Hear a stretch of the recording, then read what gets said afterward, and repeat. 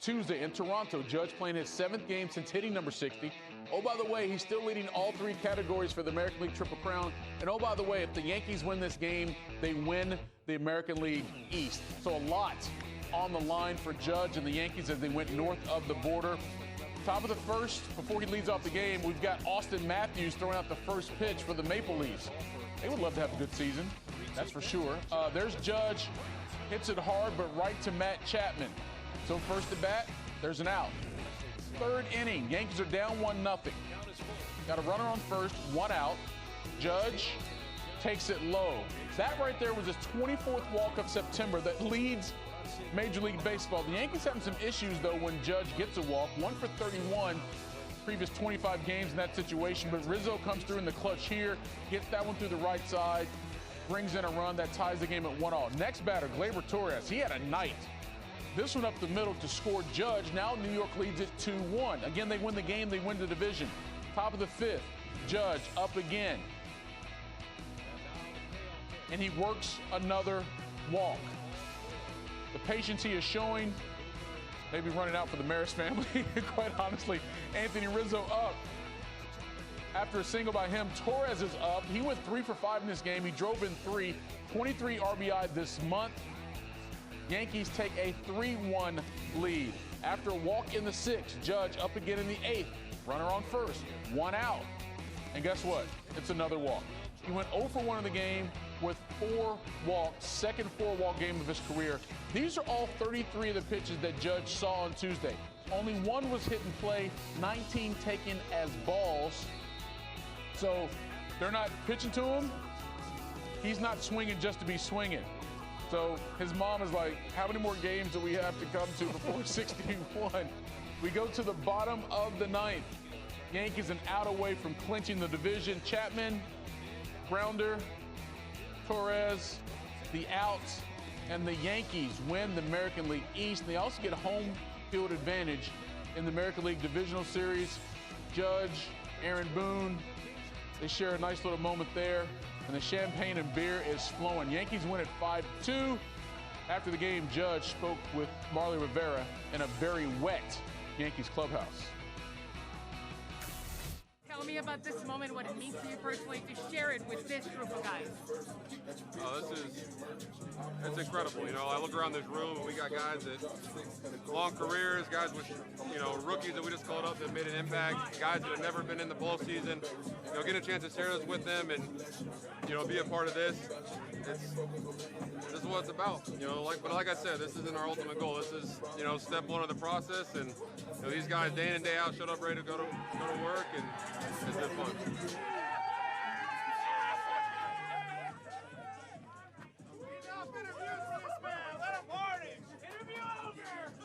It's the toughest division to win. You know, I think with the Orioles being what they are now, you know, every team's a battle. You got to pack a lunch, as I like to say, when you're playing these teams. And you know, I think especially at the start, probably most people picked a lot of other teams. It's a big deal.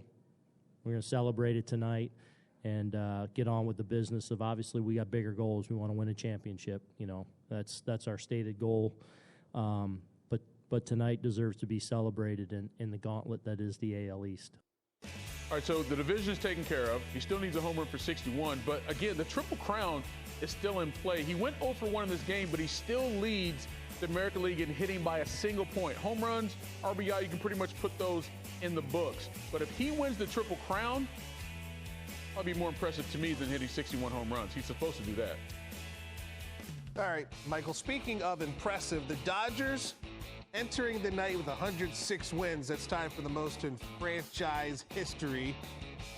Looking to get their 107th win. In the top 6, Max Muncy, he's desperate. 0 for his last 11, but he's grounded into a double play, and that's not what you want. But Dave Roberts, he's challenging the call. Looks like he has a case, so that call's overturned. Trey Turner scores from third. It's 2-1. Chris Taylor, only 188 versus the Padres this year. But when it's 95 right down the middle, these are major league hitters. Freddie Freeman scores from third. We're all tied up at 2 in Southern California, bottom of the 8th. Austin Nola. Pop it in the left. But oh no, the defense. Taylor can't make the catch, and that would be a theme the rest of the night, being the spotty Dodgers defense. So Nola goes into second. Later in the inning, bases loaded for Brandon Drury. Hits it short. Justin Turner. Oh no, he can't get the grip. Drury's safe at first. Trent Grisham scores from third. Dodgers take a 3-2 lead. And the LA fans are getting a little bit tight later in the game. Trey Turner on third. Josh Hader just got his 5th save a week ago. And oh no, that's off Jorge Alfaro's glove. 3 teams in the last 6 years, and we can clearly see why. Spotty defense on San Diego's side. Bottom 10. 1 out. Machado against Kimbrel. Advantage, Kimbrel. Machado now 0 for 11 against Kimbrel in his career. 2 batters later, bases loaded for Alfaro. And he walks him. So poetic. And Dodgers fans are rolling their eyes. In San Diego, they have won 8 out of 10, 4-3 in extras. All right, entering the evening, it was a 1-game separation between the Mets and the Braves for the lead in the NL East. We start with the team chasing the defending champion, the Braves, taking on the Nationals in D.C. And shout out to Sesame Street, because this highlight brought to you by the number 2. Knotted at 2, top of the 5th, 2 outs for the Braves. Orlando Arcia, that is deep, and it is deep enough. Home run for him, 5th straight game with a home run at Nationals Park for Arcia. Braves lead at 3-2.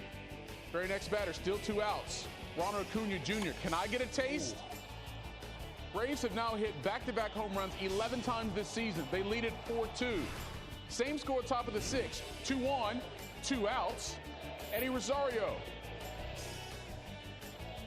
That is hit hard and deep to center. Not enough to get over the wall, but deep enough for 2 runs to come in to score.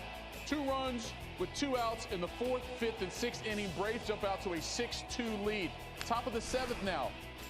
It's not 2 outs, but it's an 0-2 count for Acuna Jr., and he smoked that pitch like a swisher. His second of the game. This one goes 407 feet. His second multi-home run game this season, and the Braves win in a rout 8-2, setting themselves up to potentially tie for the division lead. All right, it's coming down to the wire in the NL East. The Mets are ahead of the Atlanta Braves by 1 game, but not if Pete Alonso has anything to say with it. Oh, brother, this guy rakes. It's gone for the 3-run shot. Becomes the first Mets player in franchise history to have multiple 40 home run seasons. Also the 9th player in baseball history with multiple 40 home run seasons within his first 4 career seasons. Jacob Stallings lining it to center field. Anderson and LeBlanc come around to score. That throw is late, so the Mets are down 6-3. Bottom 8, same score. Richard Blyer on the mound for Miami, the native of Miami Beach. And he's called for a balk.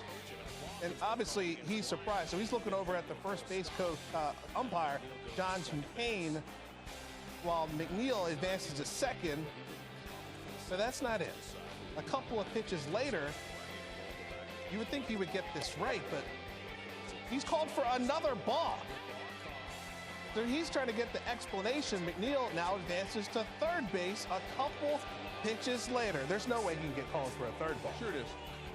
Of course it is. A third balk. What is going on? McNeil actually scores from first on the balk to make it 6-4. Don Mattingly, he's had enough of this. There you go. He gets the early shower, ejected. Next pitch. No, not the 4th. Alonso grounds it out to second, thrown out. And the Marlins finally make it out of the inning. Blyer, he's ejected. The Mets lose 6-4. So with the NL East at a deadlock now, here's an updated look at the chance to win the division. According to Fangraphs, so the Mets' chances only went down 4% as they now have a 72% chance to edge out the Braves. Each team has 7 games left on the schedule, including 3 against each other this weekend. I don't look at myself as a savior. Durant looking for the dagger. But I know what I can do. Y'all know who I am. Y'all know who I am. You know, I'm Kevin Durant. I just want to keep going up. You should have hated a little more, because really it ain't good enough.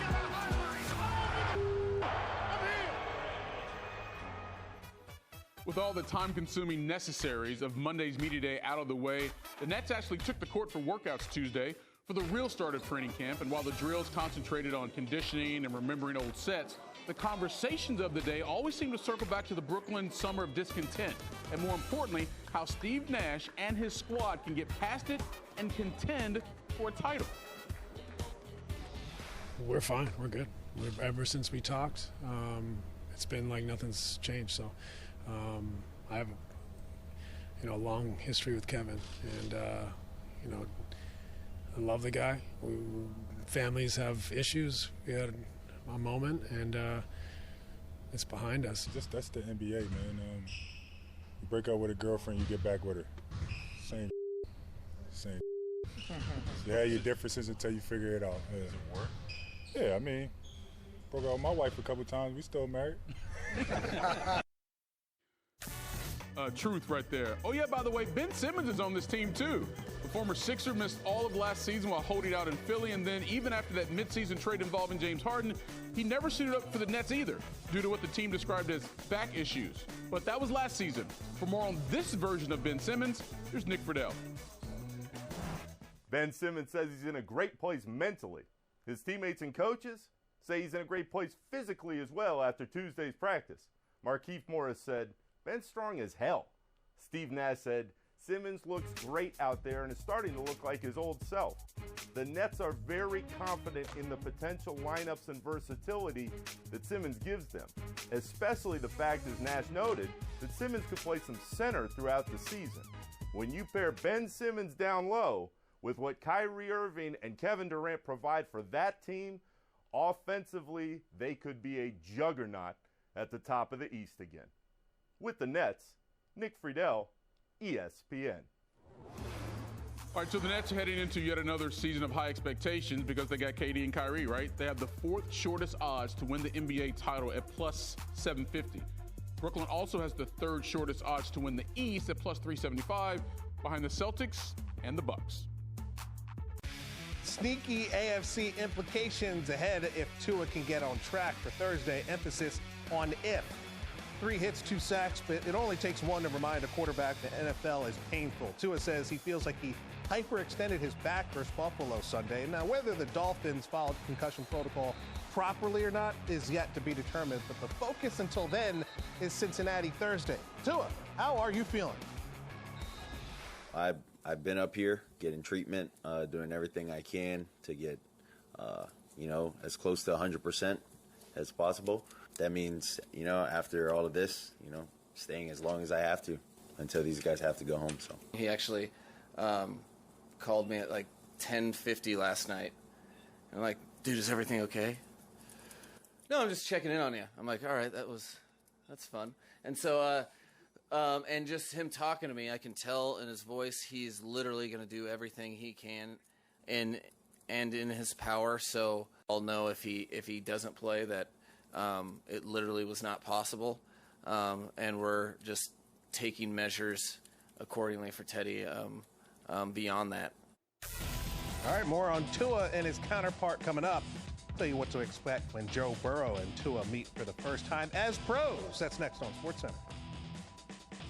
With Hurricane Ian bearing down on the west coast of Florida and expected to make landfall Wednesday afternoon, the Buccaneers packed their things and headed south to temporarily set up at the Dolphins practice facility ahead of Tampa's game against the Chiefs set for Sunday. Now, the NFL still hopes to play that game in Tampa, but if a move is necessary, it's likely the Bucs and Chiefs would play at a neutral site in the Midwest, such as Minneapolis. The Vikings are set to play the Saints in London this week. Now, the impact of Hurricane Ian goes far beyond the Buccaneers. South Florida's game got moved to Boca Raton, and UCF's game got moved from Saturday to Sunday, and South Carolina's game against South Carolina State, well, that got moved to Thursday. The Tampa Bay Lightning also postponed 2 of their preseason games. All right, so the stitches came out Monday. So the question is, when can we expect to see Dak Prescott back on the field with them boys? Jerry offers up a timeline. And plus, KD and Nash They may have talked it out, but a player-coach duo out west may have some work to do. We'll talk about it next on SportsCenter.